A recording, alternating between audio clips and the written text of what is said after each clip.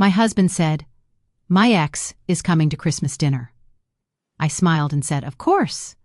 But what they didn't know was that I had also invited someone else. And what happened next completely ruined my husband. To understand this story, we have to go back to a month ago. Let me start from the beginning, from that Tuesday night in November when my world began to crack. What started as our routine dinner together turned my whole life upside down. If you're watching this video, don't forget to like, share, and drop a comment telling me where you're watching from. I love seeing how many people enjoy my stories. If you have subscribed to this channel, congratulations, you'll keep getting our exciting news stories every day. My name is Nicole Pedersen, 38 years old, marketing director, wife of 8 years, and my husband Mark Pedersen, my 42-year-old husband, the man I'd built a life with. During our dinner, that's when he said it casually between bites, "Sarah's coming to Christmas dinner." I looked up from my plate, fork suspended in midair. Sarah?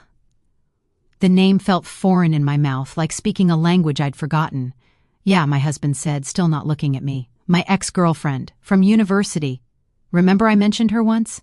I remembered. The blonde he'd dated for 2 years before we met, 8 years ago. The one whose name hadn't crossed our threshold in nearly a decade. She was a ghost from his past.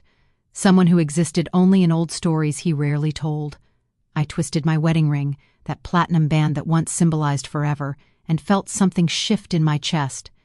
A whisper of unease I couldn't name yet. Mark continued, his voice carefully casual in that way people use when they're rehearsing lines. "I ran into her at that conference in Denver last month. She's going through a rough time right now, a divorce. Really messy, apparently. Lawyers, assets, the whole nightmare." He finally looked at me, his expression earnest, concerned. "I thought it would be nice to invite her for Christmas dinner. You know how hard the holidays are when you're going through something like that. She shouldn't be alone." My husband, my Mark, was always generous, always thinking of others. It was one of the things I'd fallen in love with. So I smiled and said what a good wife says, "That's sweet of you, honey. Of course she can come."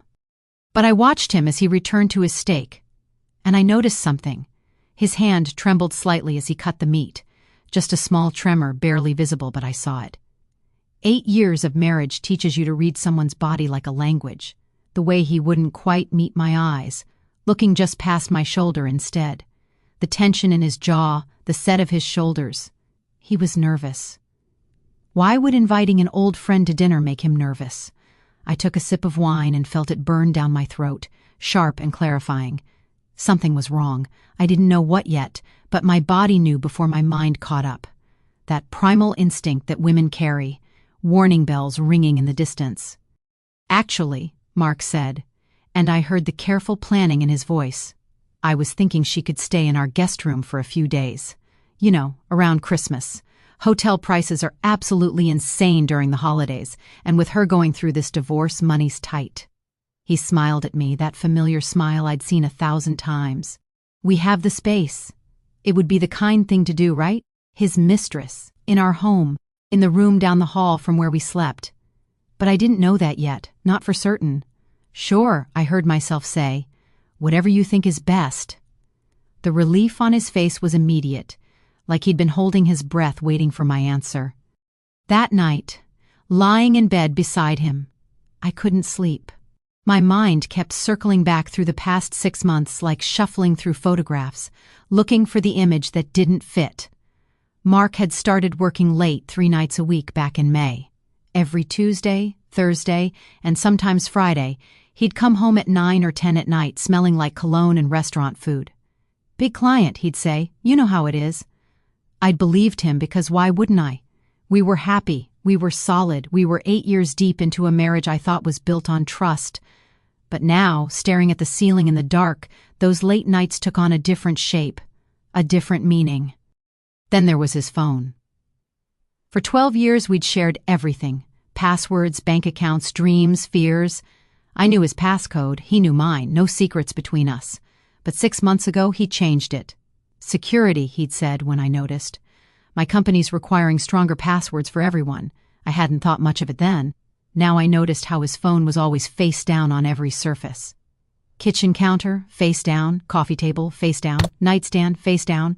Screen hidden like he was protecting something precious, something he didn't want me to see. I twisted my wedding ring in the dark and felt my heart pound against my ribs. The next day, while my husband was at work, I did something I'd never done in 8 years of marriage. I searched through his things. I went through his closet, his jacket pockets, his drawers. I told myself I was looking for evidence that I was wrong, that I was being paranoid, that there was a reasonable explanation for everything.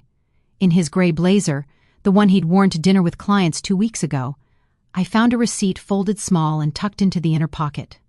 Tiffany & Company, date November 8th. Amount $3,847.52. I stared at that number, my hands shaking. Maybe it was from me, I thought desperately. An early Christmas present. A surprise. But I'd received no Tiffany boxes, no surprise jewelry. Nothing. Over the next few days, I watched my husband with new eyes. The way he'd started working out more, caring about his appearance in ways he hadn't in years. New cologne, better haircuts, he'd lost 15 pounds. When had that happened? How had I not noticed? Then I watched him clean our guest room, vacuuming it himself, which he never did, wiping down surfaces, adjusting curtains. He came home one afternoon with shopping bags from that expensive boutique store downtown. "Thought we should freshen up the guest room," he said. Inside the bags, Egyptian cotton sheets, $400 for a set, plush towels, scented candles. He was preparing our home for her. For Sarah, his ex-girlfriend who was going through a rough time. 5 nights after that Tuesday dinner, I woke to the sound of my husband's voice in the dark. He was still asleep beside me, breathing steady and slow. But he spoke, just once, soft and tender like a prayer, Sarah. The way you say someone's name when you love them, when you've been thinking about them all day, when they're the last thought before you sleep and the first when you wake. I lay there in the darkness, my entire body rigid, and felt something cold and patient bloom in my chest. Not panic, not hysteria, something calculating, something that knew exactly what it needed to do. The next morning, after Mark left for work, I opened our credit card statements online, and there they were, the Riverside Inn, $450. Every month for 6 months, sometimes twice a month, my husband had been paying for hotel rooms 30 minutes from our house. And I knew, God help me, I knew everything. I closed the laptop, made myself tea, and started planning. Because if Mark wanted to invite his mistress to Christmas dinner, I was going to make sure it was a holiday none of us would ever forget. I hired Marcus Chen on a Thursday morning. Cash only, $5,000 pulled from my secret savings account, the one my mother made me open before I got married. Just in case, she'd said. Every woman needs her own money. I'd thought it was cynical back then. Now I blessed her for it. Marcus was in his 50s, former police detective, came highly recommended from a colleague whose sister had been through something similar. We met at a coffee shop across town where no one knew me. I slid the envelope of cash across the table and said, "My husband is having an affair. I need proof." Marcus didn't ask unnecessary questions. He just nodded and said, "I'll find everything." But I couldn't wait for Marcus. That same afternoon, while my husband Mark was at work, or wherever he actually spent his days, I tore through our house like a woman possessed. I started with his car, going through the glove compartment, under the seats, the trunk. Nothing but gym clothes and work files, then his home office, methodically searching every drawer, every folder, looking for something that would make this real. His gym bag revealed protein powder and dirty socks. Normal. Innocent. I was starting to think maybe I was crazy, maybe I'd imagined everything, maybe the hotel charges had reasonable explanations. Then I checked his golf bag in the garage. Hidden in the side pocket, wrapped in a towel, was a second phone. An iPhone in a black case, no password required. It opened immediately. And my entire world shattered. The messages between Mark and Sarah went back 18 months. 18 months of, "I love you and I miss you, and can't wait to see you tonight." Photos of them at restaurants I recognized. The Italian place downtown where he'd told me he was meeting clients. Hotel room selfies, her in his shirt, him kissing her neck. A weekend trip to Napa Valley dated last April, the same weekend he'd told me he was at a sales convention in Sacramento. I sat on the cold garage floor, scrolling through months of their relationship, and felt bile rise in my throat. "I never stopped loving you," he'd written in March. "We'll be together soon," she'd replied in June. "The wife suspects nothing," he'd texted in September, followed by a laughing emoji.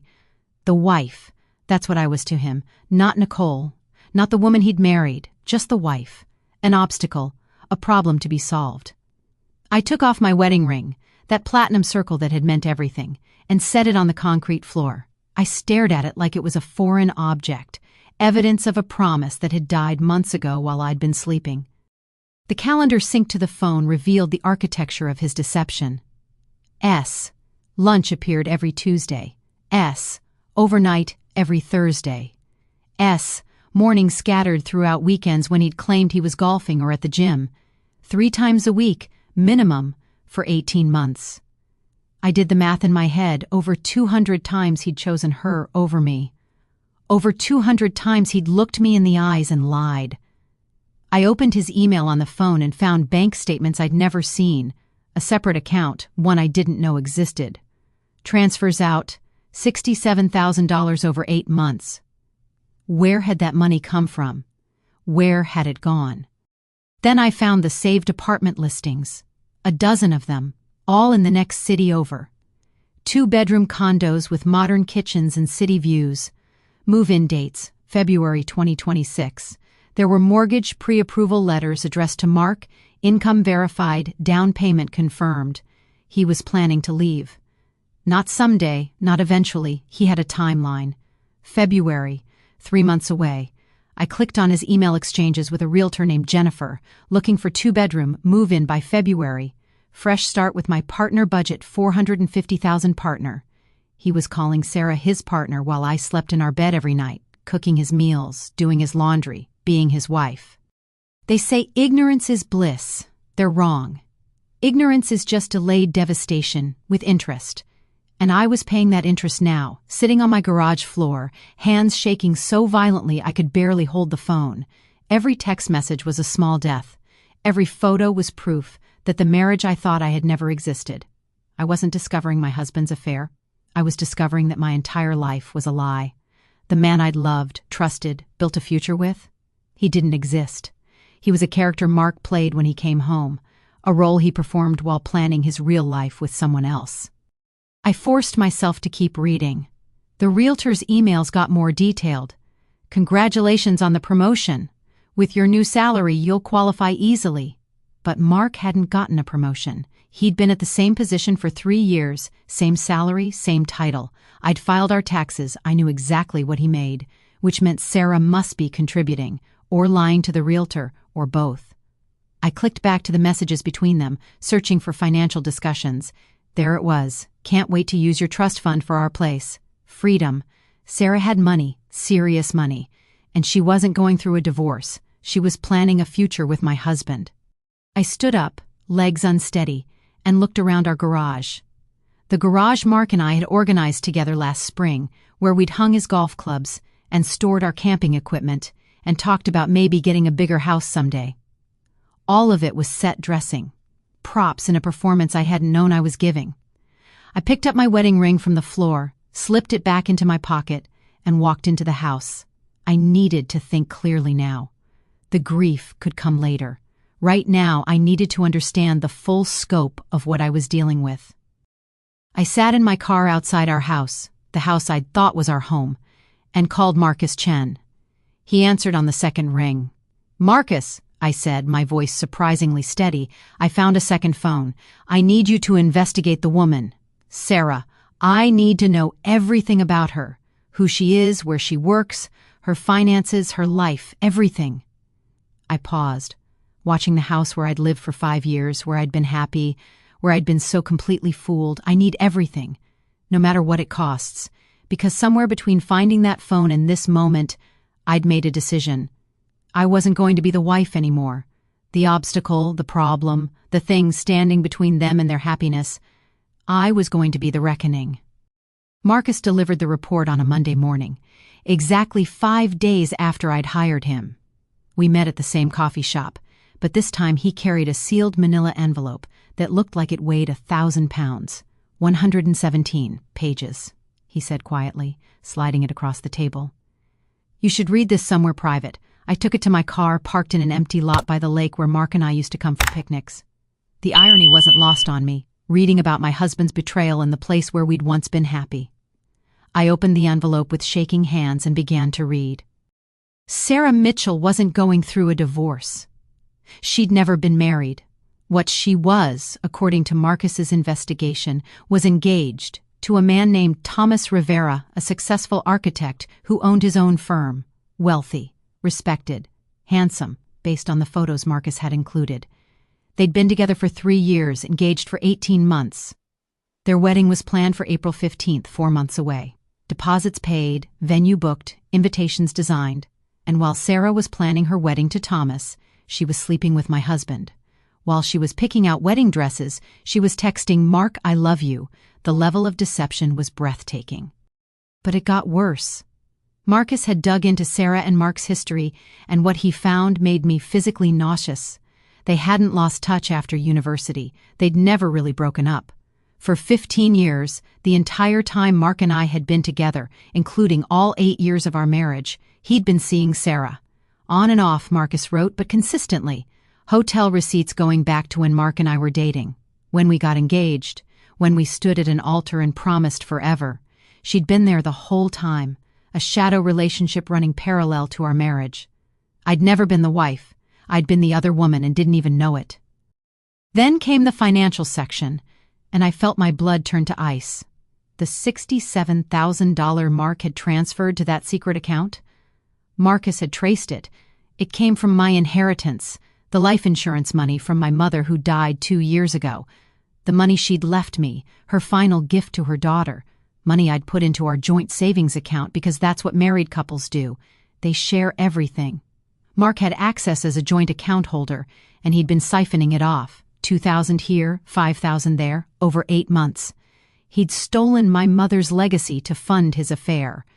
I turned to the next section and found text messages Marcus had somehow retrieved.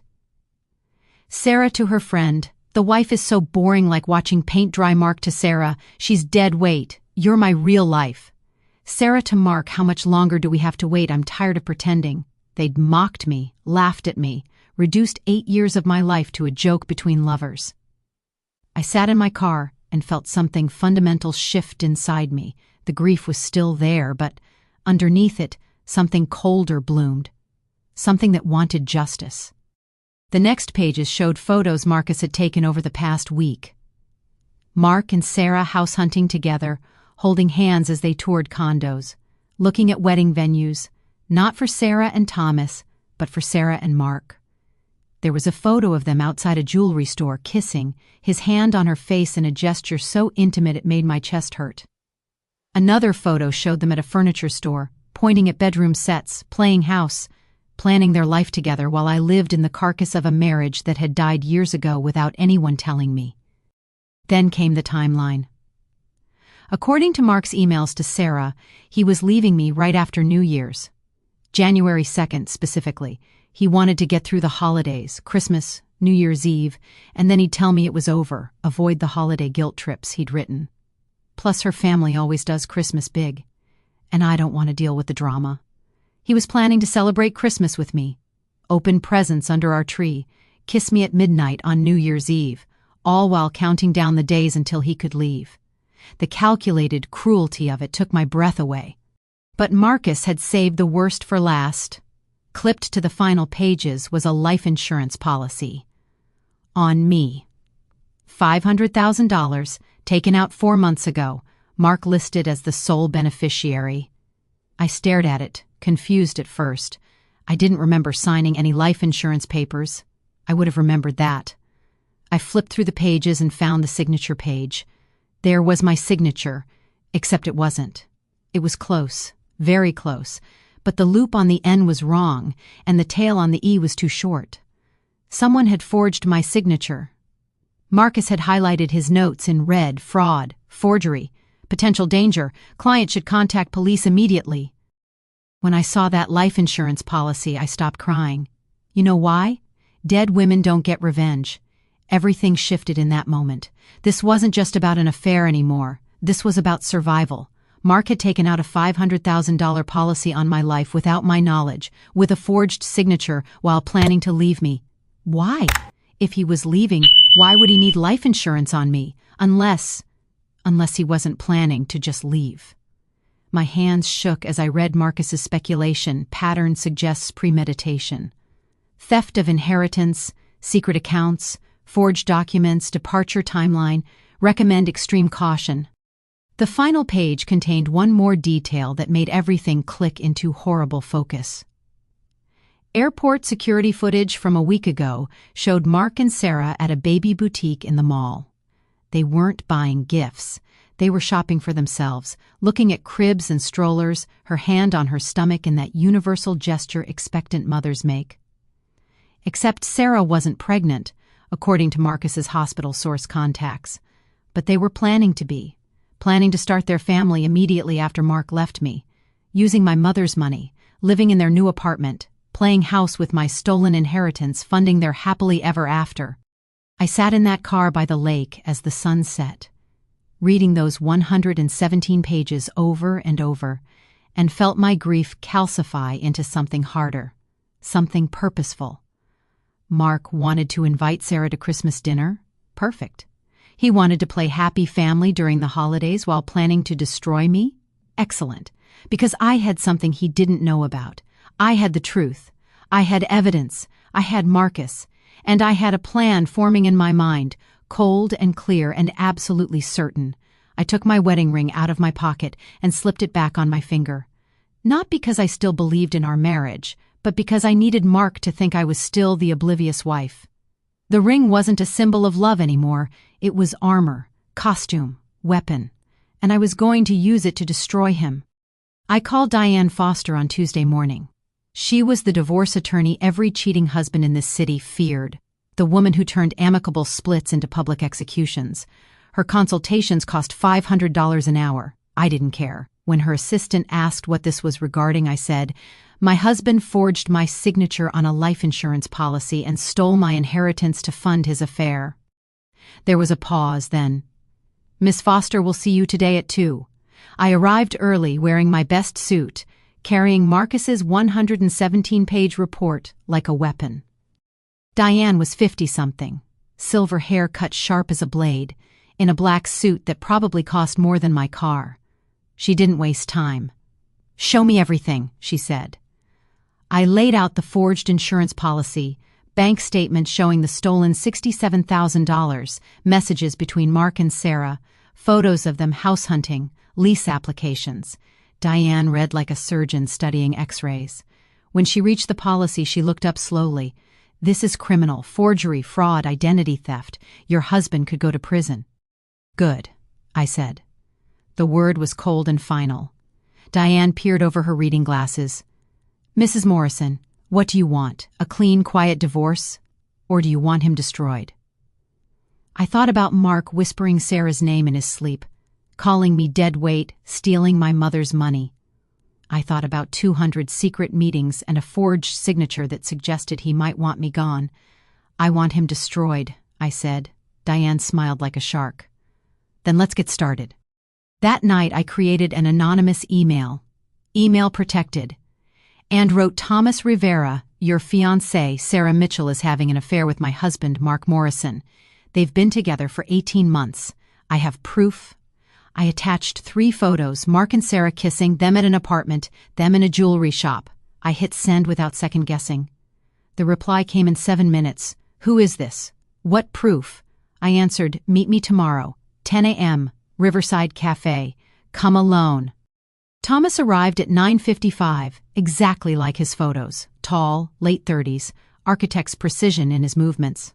I was in the back corner with Marcus's report and my laptop open. He approached cautiously. "You're the one who emailed?" I nodded. "I'm Nicole, Mark's wife." His face shifted from confusion to dread as I showed him everything. Texts, photos, hotel receipts, plans for a life with Sarah. He didn't break down. He went cold. When he read messages where Sarah called me the boring wife and dead weight, he made us sound like he'd been punched. "She told me Mark was an old friend," he said quietly. "That they barely talked, maybe exchanged Christmas cards. I paid for the venue, catering, her dress. $80,000. We're supposed to get married April 15th. He showed me invoices, deposits, a spreadsheet tracking expenses. He'd been planning a wedding while she planned another future. How does someone do that? Easily, apparently, I said, touching my wedding ring, the symbol of a promise made by a liar. Thomas looked at his engagement ring, twisted it on his finger. Two people sat in a cafe wearing jewelry that meant nothing. "What do you want to do?" I asked. He answered without drama, "I want her to pay. Not just to call off the wedding, I want her to understand what she destroyed." I leaned forward. "My husband invited Sarah to Christmas dinner. He wants her to stay in our guest room." Thomas's eyes narrowed. I showed him the text Mark had sent that morning. "Can't wait for you to meet Nicole properly. She's so excited to host you." The audacity made both of us quiet for a beat. Then Thomas said, "What if I came too? Uninvited, a surprise." The cold calculation in his gaze mirrored mine. "He wants Sarah at Christmas dinner?" I said slowly. "We'll give them a night they'll never forget." We formed an unlikely alliance. Two people betrayed by the same liars, joining forces for a single purpose. Thomas would come unannounced with his own evidence and a bottle of wine. Diane would be there, arriving as my friend from book club. We'd expose them publicly, with witnesses, recordings, and no escape. When we left the cafe, Thomas shook my hand. "I'll bring evidence," he said. "She told me she'd be in Portland December 23rd to 26. Now I know why." Diane called that afternoon. "I'm filing preliminary paperwork dated December 2006. Divorce petition, restraining order, fraud charges. I'm preparing a police report for the insurance fraud. They'll want to investigate." She didn't sugarcoat it. "Once we do this, there's no going back. Your husband will be arrested. This will be public, ugly, permanent." I thought about Mark's plan to leave me on January 2nd, the forged signature, the years of lies. "File everything," I said. "Have it ready the moment Christmas dinner ends." Diane's approval was audible. "I'll be there at 6:30, bring my A game." On Wednesday, my father met me at his bank. I'd called him the night before and told him everything. He didn't ask for details. He just said, "I'll take care of it." He helped me open new accounts, transfer what remained of my inheritance and salary, and secure documents Mark couldn't access. "Your mother would be proud," he said quietly as we signed forms. "Not of the situation, of how you're handling it." I thought about my mother's life insurance money, spent on hotel rooms and apartment deposits. "I'm doing this for her too," I said. Back home, I gathered documents while Mark was at work. Deeds, car titles, tax returns, marriage certificates, bank statements, everything that proved our life and what he might try to erase. I packed them in a fireproof box and hid it at my sister's. Every paper was evidence that I'd existed in this marriage, not the crazy woman he would paint me as. Mark came home that evening cheerful, already thinking about Christmas. "Hey, babe, could you make your famous honey-glazed ham?" Sarah remembered it from college. He'd been telling Sarah about me, our recipes, our life, intimate details, private things. Later, while he showered, I found a new album on his phone, photos of our house, our bedroom, our garden. He'd been documenting what they'd have after he left me. Not buying a new life together, but taking ours and handing it to her. The cognitive dissonance was crushing. Kissing him goodbye in the mornings, making his coffee, listening to lies about meetings and clients, lying beside him at night while he planned to walk away in 37 days. Each kind gesture I performed was strategic. Every smile was rage refined into purpose. He commented one evening, "Sincerely, you seem different lately, happier, glowing." He had no idea the glow was war. On December 18th, I had recording devices installed throughout the house. Small, voice-activated, legal because I co-owned the property. Living room, dining room, kitchen. Marcus recommended a company that specialized in domestic protection. They installed everything in 3 hours and showed me how to access recordings remotely. "Whatever you're planning," the technician said quietly, "I hope you get justice." Diane updated me. "Preliminary paperwork is filed and dated for December 2006. When you give the word, we submit everything. Divorce petition, restraining order, fraud charges. Police are standing by for the insurance investigation. She'd been practicing for 23 years and said she'd never seen a case this clear. "Your husband is going to lose everything." I felt the neat, cold satisfaction of rightness. "I'll be ready at 6:30 p.m. Christmas Day," she said. "I'll bring the documentation and my righteous fury." Thomas texted that afternoon, confirmed. "I'll be there at 7 p.m. She thinks I'm in Portland. She has no idea I'm in town. I have invoices for $80,000, emails where she lied, calendar entries showing M 3 times a week while telling me she was at yoga." He sent a photo of an expensive wine, for dinner, and for watching liars squirm. I practiced in the mirror that night. My gracious hostess smile, my shocked expression, the exact words I'd say when their little world collapsed. "I'm so sorry, I had no idea," I rehearsed, meaning the opposite. The performance had to be perfect. Not for Mark or Sarah, but for the recordings, for Diane, for Thomas, for the court that would follow. Every word would be analyzed. Mark knocked on the bathroom door. "You okay in there? You've been at the mirror 20 minutes. I opened it and smiled. Just thinking about Christmas. Making sure everything's perfect. He hugged me. I hugged him back, feeling his heart beat against my chest, and thought about how in 7 days I would destroy him. How he'd held me like this hundreds of times while planning to leave. How every touch had been a lie. How he'd poisoned even our tender moments by building a narrative that when he left, he'd be the sympathetic one, poor Mark, dealing with a crazy wife. He had been strategizing my social annihilation as he planned my financial ruin. I had been planning differently. I had Diane's legal firepower, Thomas's evidence and fury, my father's practical protection, recordings that would not forget a word. I had my own cold clarity. Quiet women don't always get justice. I intended to make sure this time the world recorded the truth. Christmas Eve morning arrived with snow falling outside and my husband falling apart inside. Mark was checking his phone every 3 minutes, picking it up, glancing at the screen, setting it down, then repeating the cycle like a nervous tic he couldn't control. I watched him from the kitchen where I was making coffee, performing the role of oblivious wife one final time. He didn't know I could see his messages through the surveillance app Marcus had installed on the cloned phone. At 9:47 a.m., Sarah texted, "Can't wait for tomorrow. Last time pretending. Soon it's just us." I watched Mark read it in real time, watched his face soften with something that looked like love, watched him type back, "Soon, baby.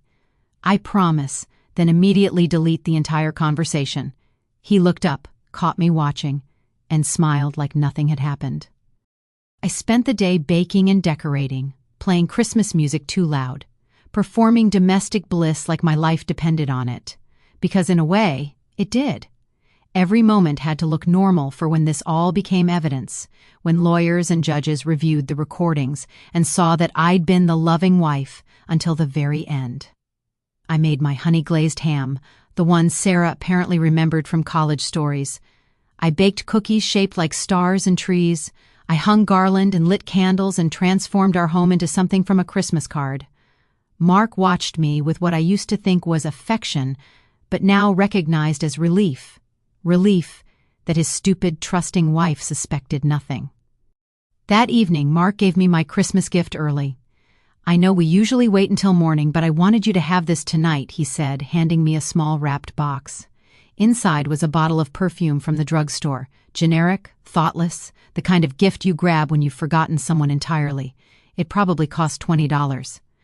I smiled, sprayed some on my wrist, told him it was perfect. "I love it," I said, and watched guilt flicker across his face for just a moment before he buried it. An hour later, I went to his car to grab something from the trunk, and there it was, a Tiffany & Company bag, partially hidden under a blanket. I opened it carefully. Inside was a necklace, diamonds and sapphires, the $3,800 one from the receipt I'd found weeks ago, for Sarah, the woman who was pretending to be his friend, the woman who would never wear it. My sister Emily arrived at 8 p.m., right on schedule. I'd briefed her on everything. She was my support system, my witness, my anchor, Mark thought she was just coming for the holidays, that she'd sleep in the downstairs bedroom and help with dinner preparations. He had no idea she knew everything, that she'd looked at me in horror when I'd shown her the evidence and said, "I'm going to destroy him." And she'd replied, "Good, I'll help." We stayed up late that night, reviewing the timeline one more time. Sarah arrives at 6 p.m., Diane Foster at 6:30 p.m., Thomas Rivera at 7 p.m. The recordings running constantly. Everything documented, witnessed, undeniable. I barely slept Christmas Eve. I lay beside Mark in our bed, listening to him breathe steady and deep, the sleep of someone who thinks they've gotten away with it, and I reviewed every detail in my mind. Diane had her briefcase ready with divorce papers and fraud charges. Thomas had his evidence of Sarah's betrayal. Marcus had compiled everything into a presentation that would play on our TV. Messages, photos, bank statements, all of it. The trap was set so perfectly it was almost beautiful. At 3 a.m., I got up and stood at our bedroom window watching snow fall on the neighborhood where I'd thought I was building a life, and felt nothing but cold certainty. Christmas morning, Mark was overly affectionate, guilty conscience manifesting as performative love. He kissed my forehead, held me close, whispered, "I love you like a prayer." I said it back, and I meant it in a way that would have surprised him. I loved who I thought he was, the man I'd married 8 years ago, the one who'd promised forever and meant it. That man was worth loving, but the real Mark, the one planning to leave me in 8 days, the one who'd stolen my inheritance and forged my signature and whispered another woman's name in his sleep? Him I was about to destroy. We made breakfast together, opened gifts by the tree, held hands while drinking coffee. All of it rang hollow now, like watching actors in a play where only one of us knew the ending. Around noon, while Mark was in the shower, I found his journal hidden in his nightstand drawer. I'd never looked there before, never had reason to, but something made me open that drawer on this final morning of pretending. The journal was leather-bound, expensive, the kind you use for important thoughts. I flipped through pages of entries about Sarah, how much he missed her, how liberating it would be to finally leave, how I never really understood him the way she did. Page after page of our marriage being dismantled in his private thoughts. The final entry was dated December 23rd, 2 days ago, after Christmas. I'm free. No more pretending, no more Nicole. Just me and Sarah and the life we should have had 15 years ago. January 2nd, that's the day everything changes. I photographed every page with my phone, then put the journal back exactly as I'd found it. At 4 p.m., my phone buzzed with an alert from the surveillance app. Sarah's text to Mark, parking down the street. "Wish me luck meeting the wife." I watched Mark read it in the bathroom, watched him type back, "You'll be great, she has no idea, I love you," watched him delete it and pocket his phone. He came downstairs, kissed my cheek, asked if I needed help with anything. I looked at my wedding ring, that platinum circle that meant nothing now except evidence, and felt absolutely nothing. Not love, not hate, just the cold, clear certainty that in 2 hours everything would burn. "I'm good," I told my husband. "Everything's perfect." And it was. The calm before the reckoning always is. Sarah Mitchell walked through our front door at exactly 6 p.m., and I understood immediately why my husband had risked everything. She was stunning, late 30s, blonde hair in loose waves, red dress that hugged every curve, heels that probably cost more than my monthly car payment. She carried a bottle of wine that I recognized from the fancy store downtown, the kind where bottles start at $200. She smiled at me with perfect teeth, eyes warm and seemingly genuine, and said, "Nicole, I've heard so much about you. Thank you for having me." I took her coat, hung it carefully, and thought, "You've been sleeping with my husband for 18 months and now you're standing in my home pretending to be grateful." Mark's introduction was textbook casual, Sarah. You remember Nicole, of course. Except they'd never met. That was part of his lie. "This is Sarah, my friend from university." His hand rested on her lower back as he guided her into the living room, staying there just a beat too long, the kind of touch that speaks of intimacy and ownership. I saw it. Emily saw it from where she stood in the kitchen doorway. Mark didn't care or didn't notice, too comfortable in his deception to remember to be careful. Sarah settled onto our couch, the leather one Mark and I had picked out together 3 years ago, and looked around our home with the calculating gaze of someone taking inventory. We sat for appetizers, and Sarah played her role beautifully. She asked about my job with genuine seeming interest. "Mark tells me you're in marketing? That must be so interesting. What kind of campaigns do you work on?" The intimacy of how much she knew about our life made my skin crawl. She knew where I worked, what I did, probably how much I made.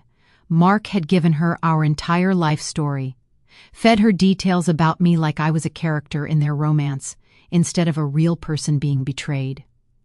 I answered her questions with a smile, offered her cheese and crackers, played the gracious hostess, while rage simmered just beneath my skin.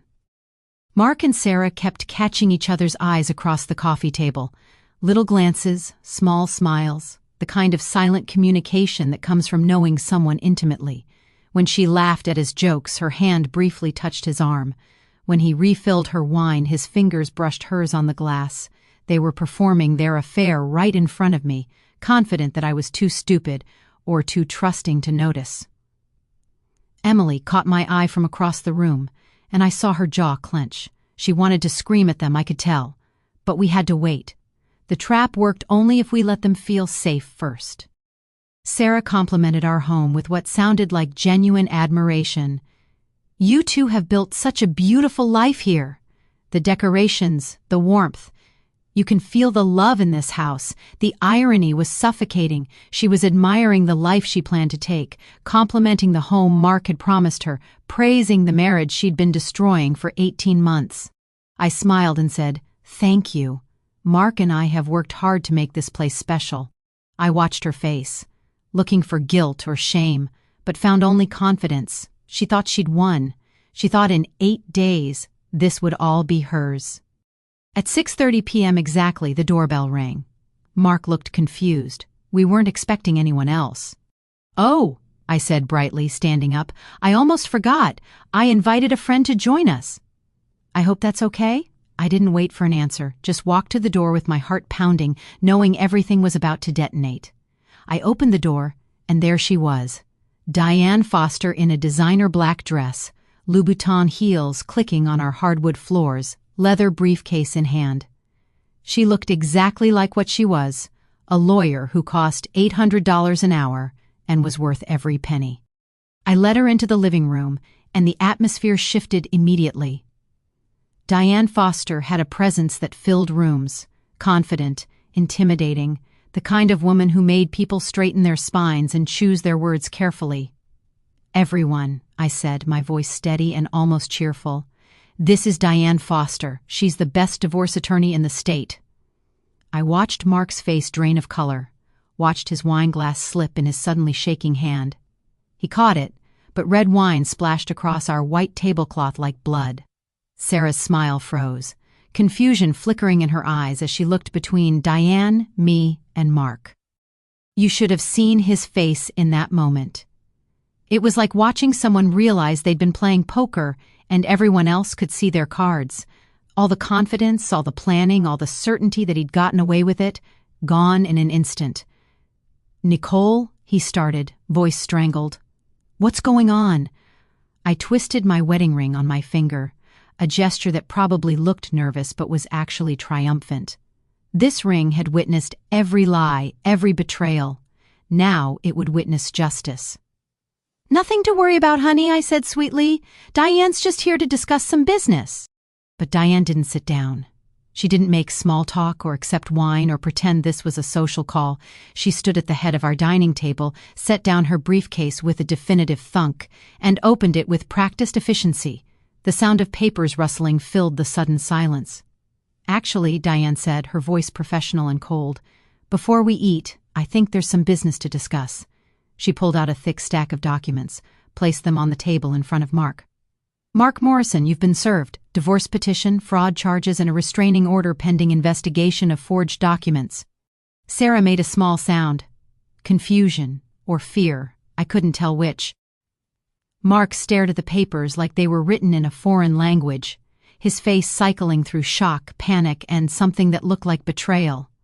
like I'd wronged him by discovering his lies. "What?" he whispered. "Nicole, what is this?" I looked at my husband, the man I'd loved, trusted, built a life with, and felt absolutely nothing but cold satisfaction. "It's the truth, Mark," I said quietly, finally. Emily moved to stand beside me, her hand on my shoulder.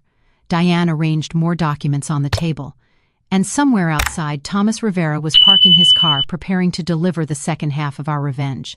The trap had sprung. There was no escape now. Diane laid the divorce packet on the table, with the precision of a first incision. Mark's hands shook so badly he could barely flip the pages. I watched denial drain into horror as he hit the phrases that mattered. "We're also filing criminal charges," Diane said, clinical and devastating.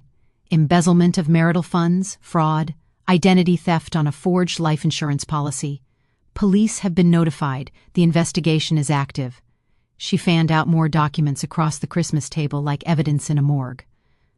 "Potential prison time, Mr. Morrison."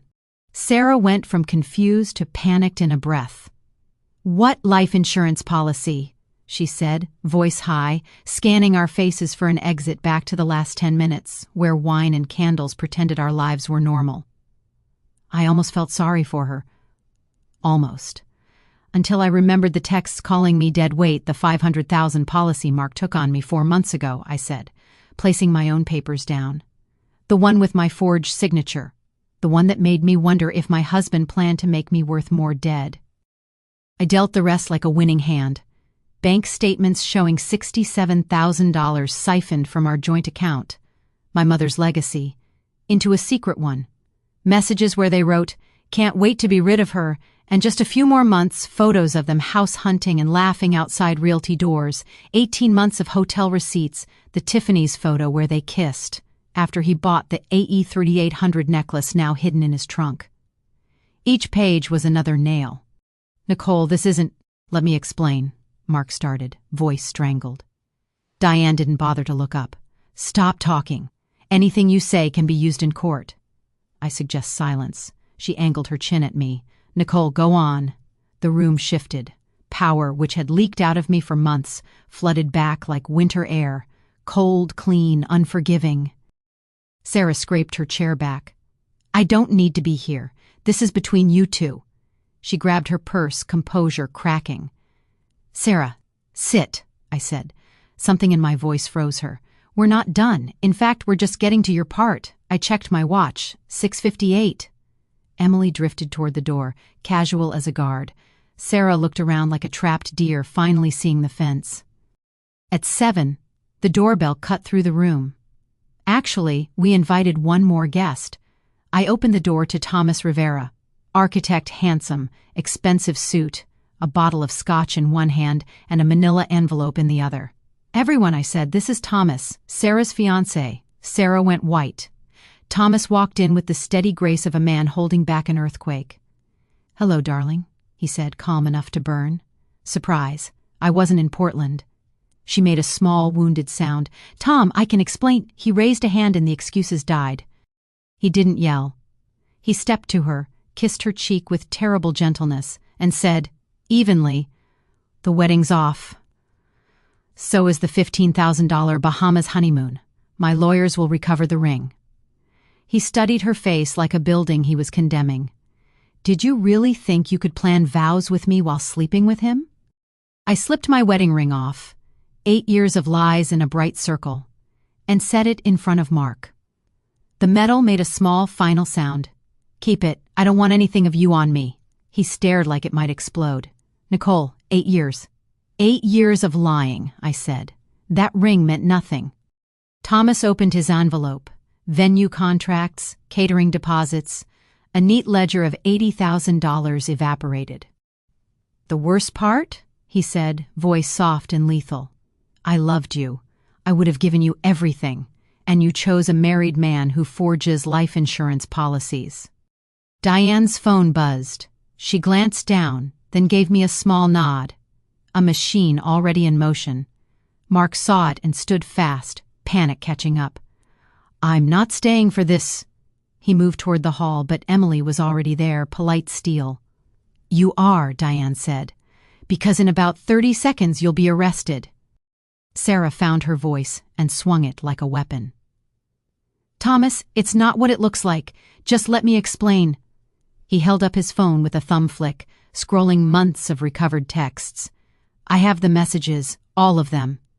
Nicole sent me what she had, my IT guy resurrected the rest. Every I love you to him while you chose China patterns with me.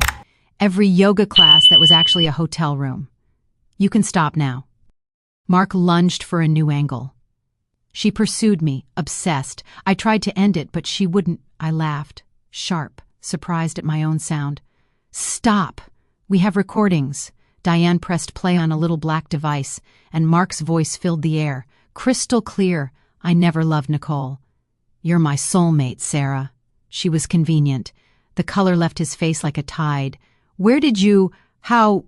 Your wife co-owns this house, Diane said. She can record in her own home. The last 2 weeks, every conversation, admissible.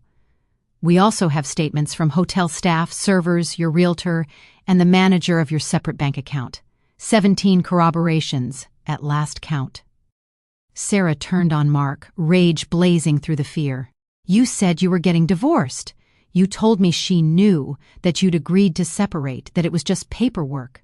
She looked at me then, real shock in her eyes. He told me you didn't love him, that you were relieved, that you wanted out. His lies to each of us were customized, cruelly elegant. This is being blown out of... Mark started, voice cracking. We had a plan, a timeline. This wasn't supposed to... You mean emptying our accounts and vanishing to Barcelona? I unfolded the plane tickets with deliberate calm. One way, January 15th. Were you going to tell me in person, or leave me with a note about how I'd imagined the last 8 years? They stared, terrified twin reflections, because Sarah didn't know about Barcelona either. Barcelona? She whispered. You said Seattle, a transfer. Lies layered like insulation designed to keep us in separate rooms of the same burning house. Thomas made a disgusted sound. You lied to both women and played them against each other. Is there a single sentence you've said in years that wasn't engineered? He tucked his phone away. I've frozen your cards, Sarah. Every one I issued and every one tied to my accounts. The $80,000 venue deposit is non-refundable. Consider it tuition in loyalty. He glanced at Mark. I'll testify in Nicole's criminal case, happily. The bell rang again. Not a guest. 3 officers filed in, composed and practiced. Mark Morrison? We need you to come with us for questioning regarding insurance fraud, identity theft, and embezzlement. You have the right to remain silent. As they read him his rights, Mark looked at me with a kind of injured awe. Nicole, please. Think of my career, my reputation. I said evenly. For the first time, I'm thinking about the truth. He tried one last time. You'll regret this. The cuffs clicked. The only thing I regret, I said quietly, is 12 years with a stranger. 8 married, 4 dating. That's the theft I can't report. He passed the ring on the table without touching it and let himself be guided out, a man escorted by the consequences he'd chosen. I watched my husband's face, familiar features worn by a stranger, disappear into blue and winter air. Sarah moved to follow, to ride the chaos out the door, but Emily stepped in, gentle and immovable. Not yet. Nicole has something. I slid an envelope from the sideboard, as planned days ago. Eviction notice, I said. The apartment he got for you? I co-signed your building's master lease. Mark's credit wasn't enough. I'm terminating the sublease, 30 days to vacate. Her mouth opened, then closed. She held the paper with shaking hands like it might stabilize the floor. They say the best revenge is living well. I think the best revenge is living honestly and watching liars meet the ledger. Mark, cuffed and quiet, was guided to the cruiser. Sarah stood in my living room holding 30 days of consequences. Thomas left with his evidence and dignity intact. Diane slid documents into her briefcase with a satisfied click. I felt something settle in me that wasn't happiness and wasn't relief. It was colder and truer, alignment after a long, grinding misalignment. My ring still sat where I'd left it. When the officers first took Mark's arms, he glanced toward it, reflexively reaching, not for me, not for our vows, but for the symbol that used to make everything look fine in pictures. "Leave it," I'd said. "It's evidence now. Even our marriage belonged to the record, a case file of vows, forged signatures, and practiced lies." Thomas paused at the door. "I'm sorry," he said, and we both knew he meant for each other, not for them. "You didn't deserve this." "Neither did you." He nodded once, an exchange of witnesses, and stepped into the night. Diane stayed back as the house settled. "Tomorrow," she said, "we'll file the rest at 9 sharp. Restraining order, divorce petition, civil claims. The fraud packet is already in motion." I nodded. She squeezed my shoulder, professional, human, and left. Emily wrapped her arms around me in the quiet that followed. The house felt different, like the walls exhaled. Somewhere outside, a neighbor's lights blinked on and off. In the kitchen, the ham-eyed glaze sat cooling, a domestic detail from an earlier scene on a different stage. The recorder's red light blinked patiently, the work of memory done. I cleaned the table slowly, stacking the wreckage of paper into neat, labeled piles. Marriage, affair, fraud, future. I left the ring alone. It gleamed dully in the lamplight, just metal again, no spell, no story. For years I'd thought if I could be good enough, bright enough, loving enough, I could polish us into truth. But the truth had always been here, waiting for witnesses and a night like this. I locked the sideboard, texted my father, he's been taken in, paperwork tomorrow, and turned off the dining room light. In the dark window, I caught my reflection, the same face but set differently, like a portrait straightened on a wall. I thought of my mother's name on the insurance check Mark had spent on hotel rooms and deposits. I thought of the policy he forged in my name and how it had taught me to fear the man in my bed. I thought of quiet women being rewritten as crazy, of how close I'd come to becoming one more footnote in a man's prettier story. Not tonight. Tonight, everything was recorded. Tonight, the evidence spoke in sharp, unblinking detail. Tonight, the truth sat where the ring used to, weighty and plain.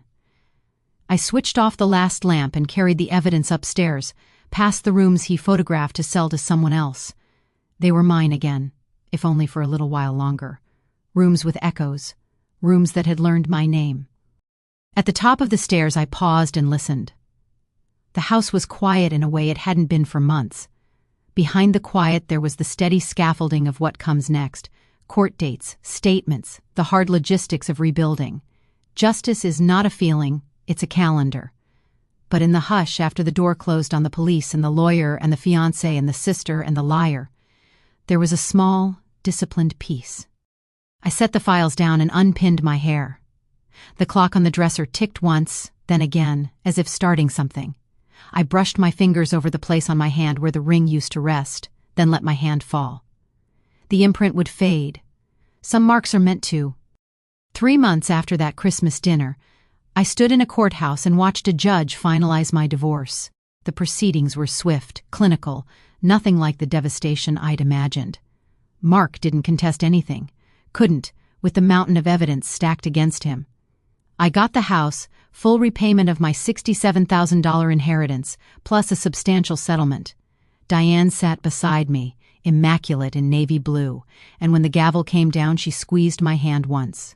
"You're free," she whispered. For the first time in months, I could breathe. Mark pleaded guilty to fraud charges 2 weeks later. The forged signature on the life insurance policy was damning. The embezzlement sealed his fate. 18 months probation, $50,000 in fines, community service, and a permanent criminal record. His company fired him quietly.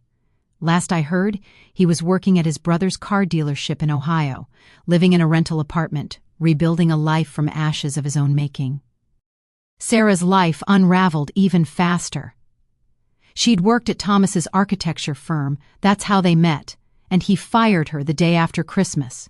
Without that job, without Thomas's money, without the future she'd planned, Sarah had nothing. At 36, she moved back with her parents in Sacramento.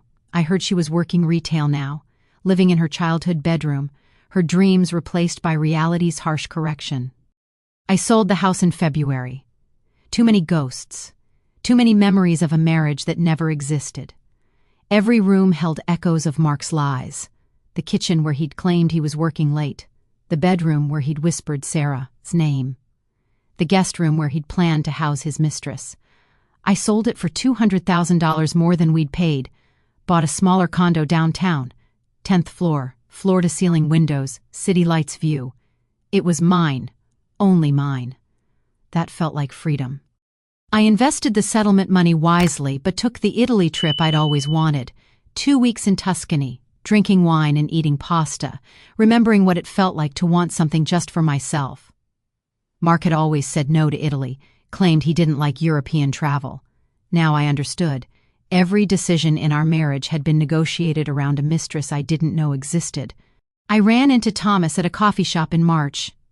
We stared at each other, then started laughing. The kind that comes from shared trauma and absurdity.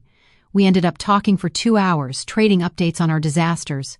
He was dating again cautiously. We exchanged numbers as friends, sometimes got coffee and compared notes on learning to trust again. It was nice having someone who understood without explanation. I started therapy in January with Dr. Patricia Chen, who specialized in betrayal trauma. "You're grieving someone who never existed," she told me. "That's harder than grieving someone who died, because you have to grieve both the person and the lie simultaneously." She was right. I wasn't mourning Mark the cheater. I was mourning the Mark I'd created in my head, the husband I'd believed in, the man who'd never been real. Slowly, session by session, I processed it, learned to forgive myself for being human enough to trust. Emily asked me one night, "Do you regret how you handled it? The public humiliation? You could have left quietly." I thought about Mark's face when Diane served those papers, Sarah's shock when Thomas walked in, how truth had detonated like a bomb. "Not for a second," I said. "They thought they could lie forever. They thought I was too stupid or too weak to fight back. They needed to know they were wrong." Emily nodded. "Mom would have been proud. She always said you had steel in you." I touched the new ring on my right hand, the one I'd bought myself with money from selling my wedding ring. Yeah, she would have. Mark sent a letter in April. 2 pages of apologies, explanations, excuses. "I'm sorry, I made mistakes. Can we talk?" I read it once, felt nothing, and burned it over my kitchen sink. Watched his words curl and blacken and turn to ash. Washed them down the drain. Some apologies don't deserve acknowledgement. Some doors need to stay closed. The final unpacking happened in May.